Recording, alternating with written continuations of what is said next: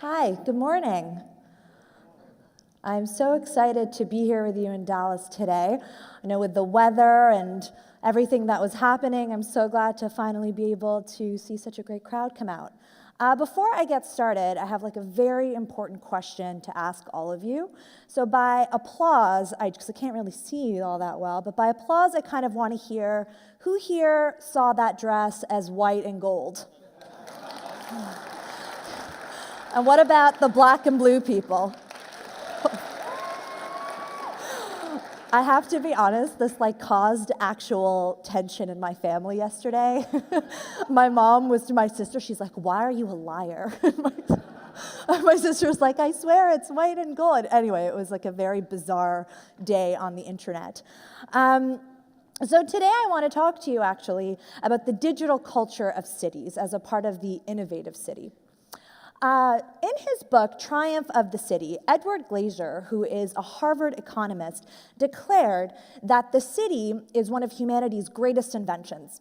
The reason being is that living in closer proximity to each other has allowed us to meet and to exchange ideas and to collaborate in ways that just weren't possible when we lived in a broader rural setting. And historically speaking, cities have managed to make us richer, smarter, healthier, and happier.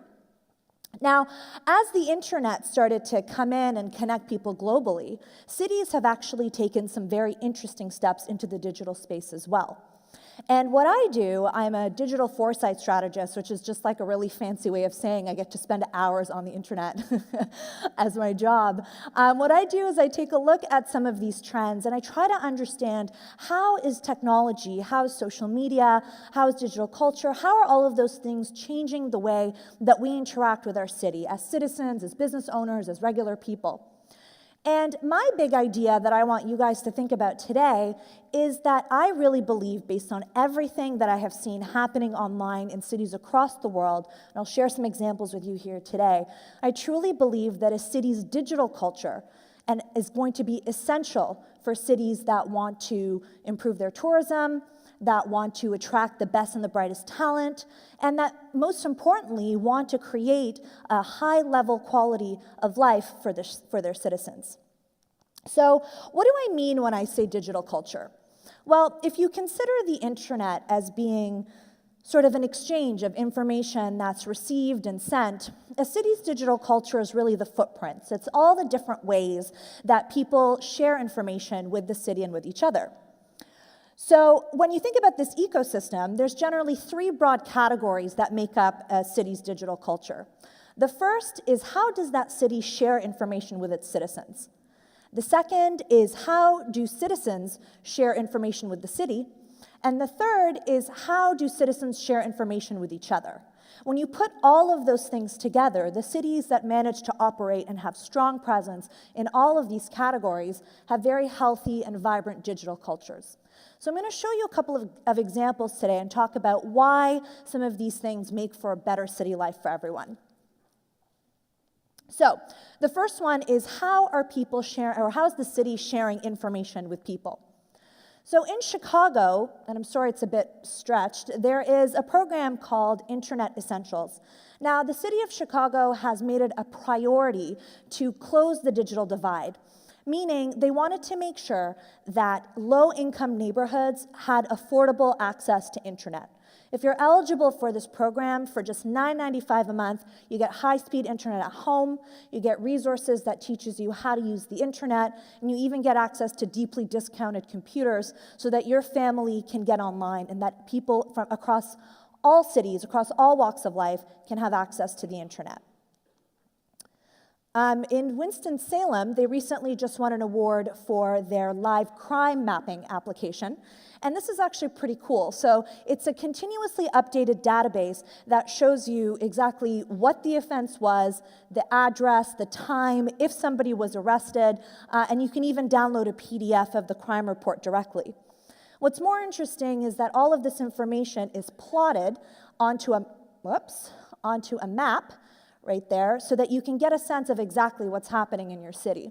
Now, as you can imagine, this type of information is extremely important, for example, if you are a business owner and you're looking for another location to open up your business, if you have a shop or something, if you're a family looking to move into a new neighborhood, if you're a tourist and you're trying to figure out where exactly you should pick your hotel, you maybe want to avoid the neighborhood that had like 16 shootings in the last 2 weeks. So ultimately, what this does is this allows citizens to get a good idea of exactly what's happening in their city in a way that's visual and easy for them to understand. Barcelona has recently invested millions of dollars in building what they're calling the Elderly Trust Network. So the city of Barcelona actually has a very high percentage of citizens that are over the age of 65. It's estimated that 1 in 5 citizens or residents is over the age of 65. That number is going to go up to 1 in 4. And one of the things that they have realized that's a big problem with having a large elderly population is social isolation. A lot of these elderly residents are kind of stay home and they don't really have access, they don't engage with other members of the community.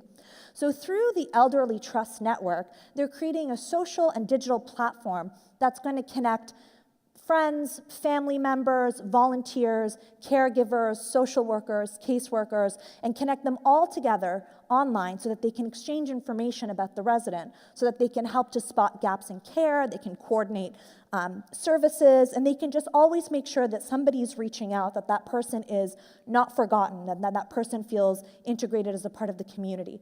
And they think that by doing that, they will improve the quality of life for their elderly residents.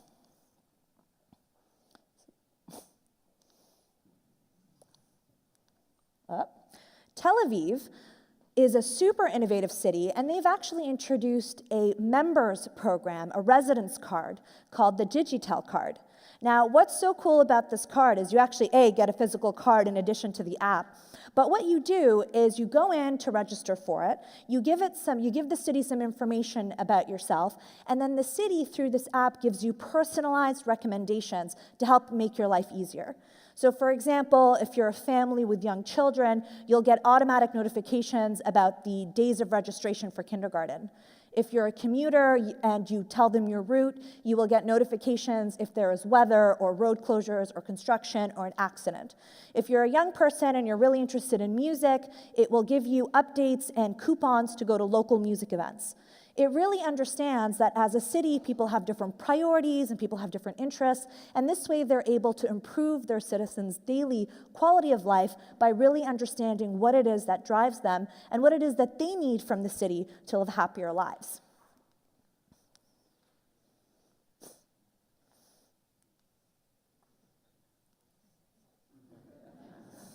It's like so ironic that the innovative city person is the one having trouble with the PowerPoint presentation. It's like amazing.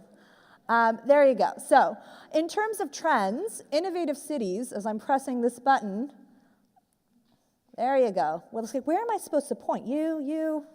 There we go. Oh, you. Okay. You are my new person.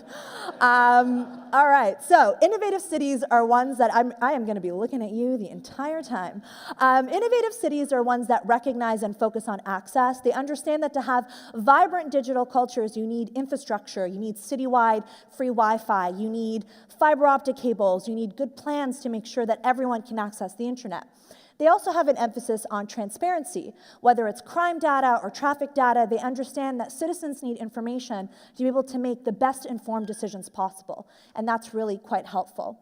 There's a facilitation of community. They understand that this is about bringing people together, whether it's elderly people or whether it's low-income people. They understand that everyone needs a chance to connect to each other. And ultimately, they also have personalized services. As our cities continue to grow, our priorities will continue to change. And so that means that the cities that are going to succeed and thrive in this bigger city environment are going to be the ones that can personalize those recommendations and reach out to citizens. The second aspect is, how are citizens talking back to the city? How can citizens give information back? And traditionally, this was where you would write a letter to your representative or make a phone call. And luckily, we've come very far from that. The city of Boston started this app called Street Bumps. I'll point right at you. Yes, you are lucky. And what Street Bumps is, it's an app that you open up on your smartphone and while you're driving. And if you're driving along and you hit a pothole, the app will record that and will send it to the city to let them know.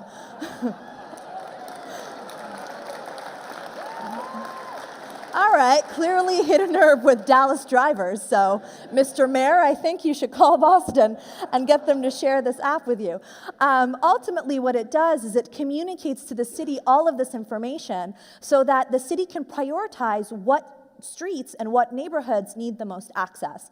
And what I love about this is that you don't have to phone in and be on hold. Your app and your phone just simply collects that information for you. In Nairobi, this is super cool. They're using Minecraft servers. So Minecraft servers is a video game where you can build virtual cities, and they're actually using it in their urban planning system. So what that means is that when there is a park or a playground that needs to be built, residents can come in and they can actually use the virtual reality to show what they want that park to look like. And that information is then shared with urban planners who are able to take in what the residents want and create something that's really quite meaningful. And this playground has just finished construction right now at the top corner, which is so great. And what I love about this is that it connects the professionals, the people who have a mandate to build something, with the residents and the regular day-to-day people who are going to be touching that space, who are going to be using that space the most. So ultimately, it makes sure that you create a space that is created both by the citizens and the residents and by the professional architects, which really just increases the usage of that space. There we go. In Rio, in association with UNICEF, a couple of local organizations have been empowering young people to go into the favelas. And favelas, for those of you that don't know, are Rio slums. They're kind of like shanty towns that host over 11.4 million people that live in extreme poverty. And through this project, they've given young people cameras and smartphones. And so the project is in two phases. The first is young people, they take their cameras, they put them in plastic bottles, tie them to kites, send the kites up into the air, and take aerial shots of the favelas. The second step is that they go in and they tag with their phones, they take pictures of areas that need immediate attention. So thanks to this project, the government knows where the most urgent needs are. So for example, there were a couple of piles, this is the sanitation page, there was a couple of piles where people had tagged open piles of garbage. That's a breeding ground for mosquitoes that increases the spread of dengue fever. So what's happening now is the government knows where those piles are. They go in and they replace them with bins and with recycling bins and garbage bins. There were very steep steps that were quite unsafe that now have railings. There was a daycare who was built on a very precarious ledge that now has a reinforced balcony. So for governments who have to deal with 11.4 million people living in these crazily crowded conditions, this is a great way that empowers young people to take accountability for improving the quality of life in their communities, and B, it helps the government understand how to make these small improvements that have a big impact on the quality of life for their citizens. Uh-oh, you're going to lose your job soon. All right, so ultimately, innovative cities focus on ease of use. As I mentioned earlier, you don't want to have to phone somebody and be on hold and change departments or write an email. If there's an app that just collects that data for you, if there is a way that I can just snap a picture or send a tweet or do something like that, it's going to improve participation. Honestly, I have half a mind to just throw this thing aside and just wing it the rest of the time. It creates new methods to participate. So like I said before, it increases people's likelihood of engaging with them. People don't just want to be on the phone. The other thing, too, is that it recognizes emerging voices. I mean, this is super important. Sometimes the people that are speaking to your community or that are recognizing or living a certain type of life in your city aren't going to be the most recognized or the most visible. So there are bloggers out there, there are artists, there are writers, there are YouTube stars, there are, Instagram stars and Vine stars that are in your city right now that are sharing their vision. And innovative cities can recognize how they can pull that information from them to include it so that everyone is participating. And finally, there's an openness about city issues. A lot of cities tend to want to sweep aside some of the major issues, whether it's trash or homelessness or traffic or whatnot, and actually facing those issues head on and saying, look, we recognize that there is a problem here. Generally, that's what leads to these small baby steps that once you do enough of them, it ends up actually improving the quality of life. I mean, some people, when this project of the favelas started, was saying, well, their favelas are so big, what's one little project going to do? But recently, they've been following up, and it's been improving the lives of clusters of 50, 100, 200, 500 people. So it doesn't have to be something that's going to fix everything in one fell swoop, right? It can be something that makes these small increments that eventually snowball into a real and positive change.